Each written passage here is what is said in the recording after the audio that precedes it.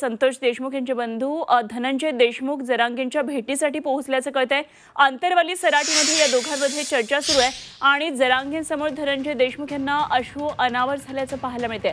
आरोपीला अटक न केला सगळं राज्य ढवळून काढू असं जरांगे म्हणाले आहेत आणि जरांगे यांच्याकडून धनंजय देशमुख यांना अशा प्रकारे धीर देण्याचा हा प्रयत्न झालाय। संतोष देशमुख यांचे बंधू आहेत जे सध्या अंतरवाली सराटीमध्ये गेलेले आहेत आणि अक्षरशः त्यांना अश्रू अनावर झाले। जरांगेंच्या समोर त्यांनी त्यांच्या भावनांना मोकळी वाट करून दिली आहे। अश्रू अनावर झाले त्यावेळी जरांगेंनी विश्वास दिलेला आहे संपूर्ण महाराष्ट्र ढवळून काढू आणि संतोष देशमुख यांच्या हत्येकऱ्यांना निश्चितच शिक्षा होईल यासाठी प्रयत्न करू। धनंजय देशमुख हे सध्या जरांगेंबरोबर बसलेले आपण पाहतोय। नितेश महाजन आमचे प्रतिनिधी सध्या आपल्याबरोबर आहेत आणि थेट जाऊया नितेशकडे जे सध्या आपल्याबरोबर जालनामधून आपल्याबरोबर जोडले गेलेले आहेत। नितेश, एक वेगळी भेट आपण सध्या पाहतोय। संतोष देशमुख यांचे बंधू आहेत सध्या जरांगेंच्या भेटीसाठी त्या ठिकाणी पोहोचलेत आणि भावनांना मोकळी वाट करून दिली आहे। अश्रू अनावर झालेले दिसतात। काय नेमकं या चर्चेमध्ये झालंय?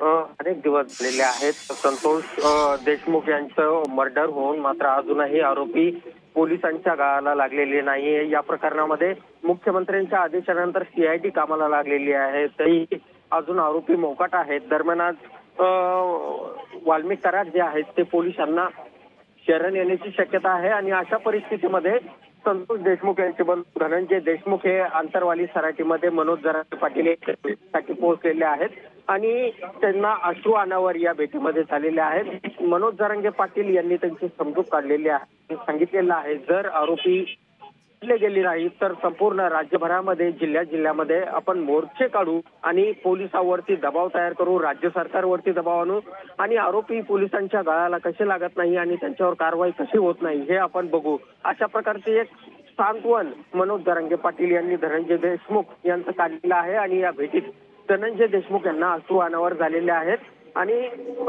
जरांगे पाटलांच्या अंतरवाली सराटीमध्ये पोहोचलेले आहेत।